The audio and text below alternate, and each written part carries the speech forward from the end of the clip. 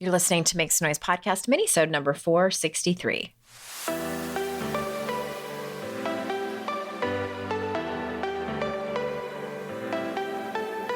Welcome to Make Some Noise podcast, your guide for strategies, tools, and insight to empower yourself. I'm your host, Andrea Owen, global speaker, entrepreneur, life coach since 2007, and author of 3 books that have been translated into 18 languages and are available in 22 countries. Each week, I'll bring you a guest or a lesson that will help you maximize unshakable confidence, master resilience, and make some noise in your life. You ready? Let's go. Hey everyone, welcome to another Minisode. I'm so glad that you're here. I hope you're having a good summer. And I mean, there's a lot of stuff going on in the world right now, as there always is, but it feels, I think, especially potent right now. So I am recording this on June 28th, 2022. And I know that this is kind of late. My wonderful podcast producer went on vacation, and so she needed some podcast episodes way out ahead of time. That's why you haven't heard from me sooner about this particular topic. But if you're on my email list, you know that I sent out an email a couple weeks ago. I think it was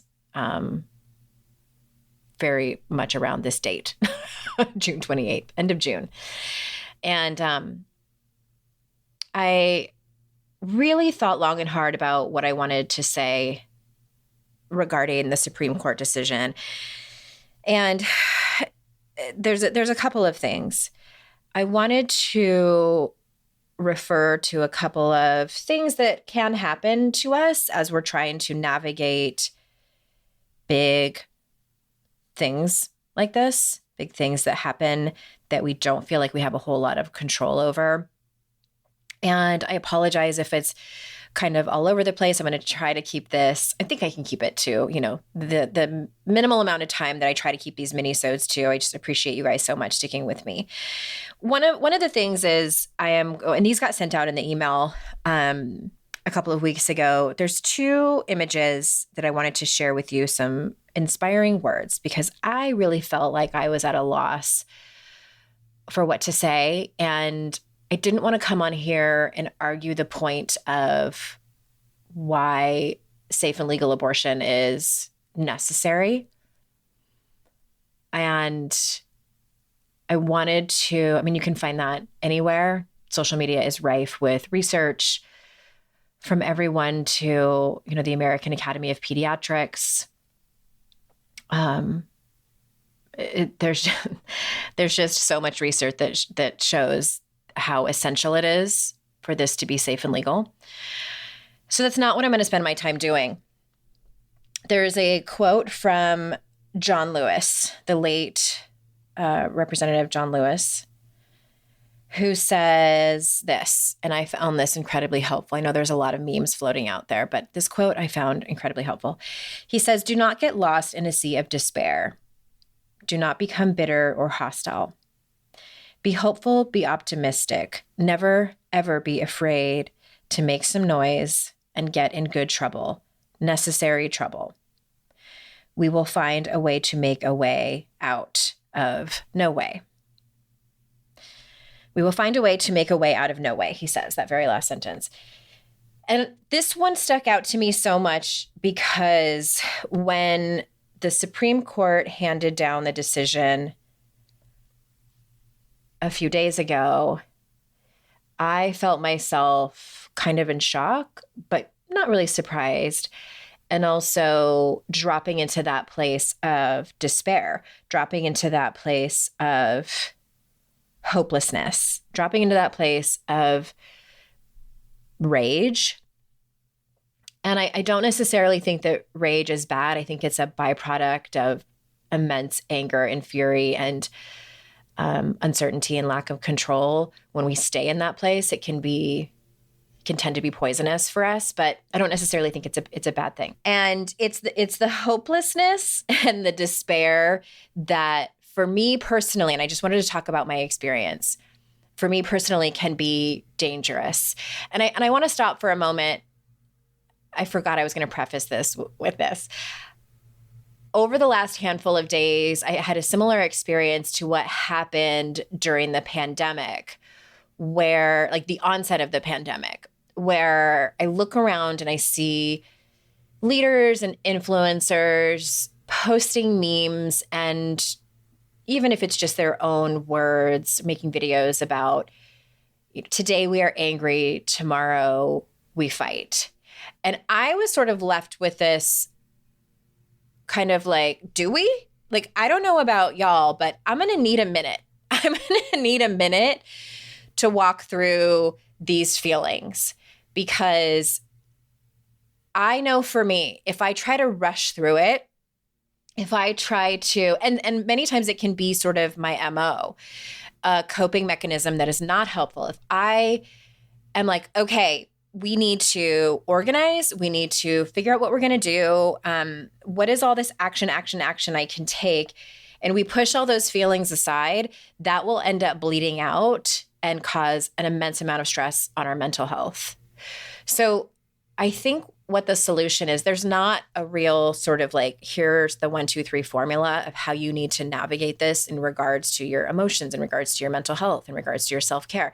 You have to know yourself well enough to know what you need to do in terms of taking care of yourself, in terms of taking action, in terms of organizing. Because, well, and hopefully that is what you get here.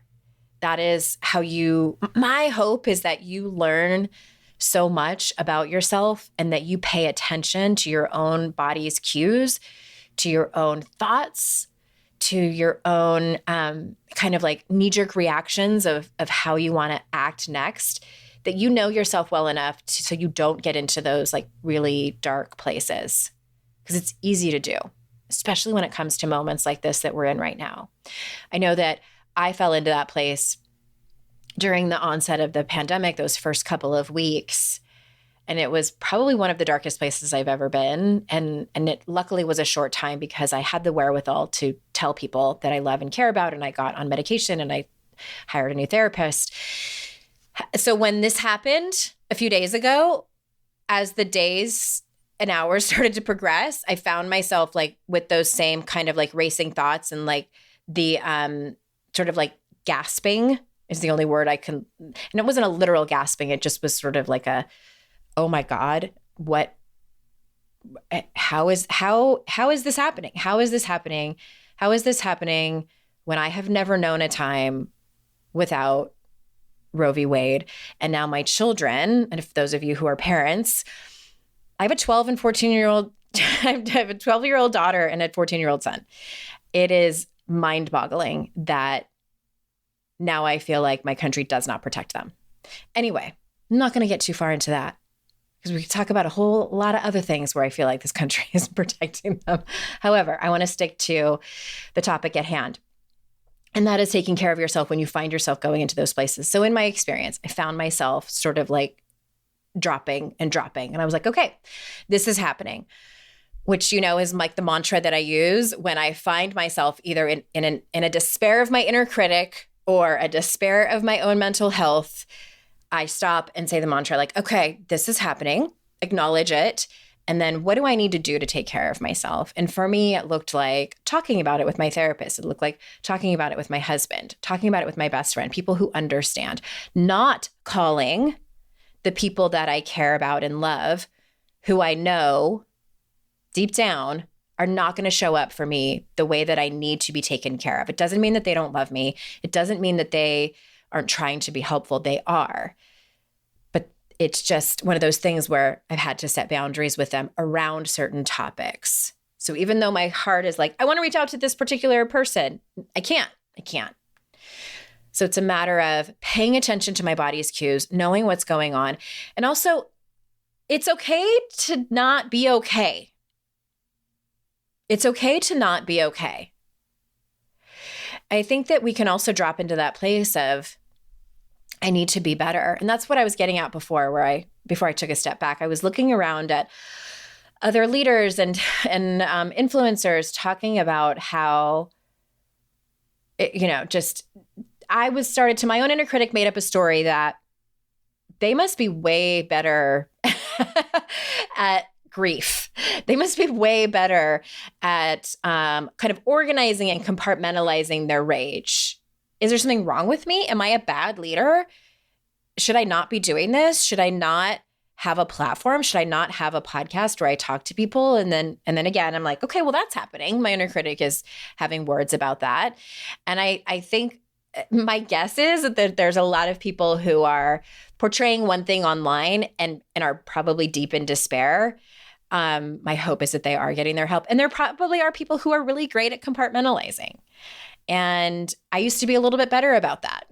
I think now that I've been in recovery and like really started to feel my feelings instead of shoving them down with way too much wine or chasing a relationship or trying to control whatever I can, where I actually sit in my feelings and like let them flow through me, I have a little bit of a harder time. I have a little bit of a harder time bouncing back as quickly as I used to. And the price for that fast bounce back that I used to have was extraordinary and not in a good way. That price, I paid for it. And with addiction, with really poor mental health, with taking my shoved down feelings out on other people. So again, I hope I'm painting the picture of what it looks like, the difference of what it can look like when you walk through what you are actually experiencing versus trying to shove it away. I hope I'm painting that decently for you. I hope this art project is making sense for you. And I'm going to post that quote from John Lewis in the email that I sent out. By the way, if you guys don't get my emails, really easy, AndreaOwen.com/free. And also, P.S., there is a special secret podcast playlist that you get when you sign up for that. And it's not on my regular podcast feed. And it's like a motivational, inspirational type of, there's 3 different podcast episodes. And anyway, I don't need to tell you more. You can hear all about it when you sign up for that. AndreaOwen.com/free. And you get my emails, and I'm going to post that quote from John Lewis in there. And I just want to end with this last one from Pete Alex Harris. And he just going to say this one last thing about it. And before I read this quote, my hope is that you are taking care of yourself. I know it's been a handful of weeks now that we've received this news, and maybe you've had some time to decompress. Maybe you've had some time to talk to your counselor or therapist or your friends, or even start organizing whatever it is that you're doing. And I'm also working on a list of places to be able to organize, and it's really going to depend state to state. As you know, for those of you that are here in the United States, we're going to see different things happening state to state. But Pete Alex Harris says this: if you don't accept that bodily autonomy is an essential, unconditional liberty, it's a waste of time talking to you at all. No other liberties survive without that one more fundamental than property rights. If you don't own yourself absolutely, you own nothing. And if you're still with me and you're thinking like, what does this have to do with women's empowerment? My answer is it has everything to do with women's empowerment. It has everything to do with women's empowerment. And I can't have in my bio and write books. And when people ask me what I do for a living, and they ask me, and I say I'm an author and a podcaster, and they're like, oh, about what? And I say women's empowerment. Like, I can't keep doing that if I'm not also fighting for this. Like, this is foundational. If y'all don't have ownership over your own body, then what the fuck am I doing? So that's why this is so important to me, and that's why I can't not talk about it, and that's why I will continue to fight until my last breath for you and the other women that you care about, and for my daughter, and for myself. So I love you all. I'm going to go have a good cry. And as you might remember from How to Stop Feeling Like Shit, when I was talking about, it was in the numbing out chapter, I believe it's chapter 3. Being emotional, especially crying, is your body's way of taking care of yourself. Expressing rage through a rage-fueled playlist or exercising to get out the energy is your body's way of expressing emotions and your body's way of taking care of yourself. So please, please take care of yourself. I am thinking of all of you, and I'll be back next week with another interview. And coincidentally, next theme coming up is all about self-care. So there's that. Also, there are transcripts to these episodes if you didn't know that, and they are in the show notes in case you need them. All right, everybody. And remember, it's our life's journey to make ourselves better humans and our life's responsibility to make the world a better place. Bye for now.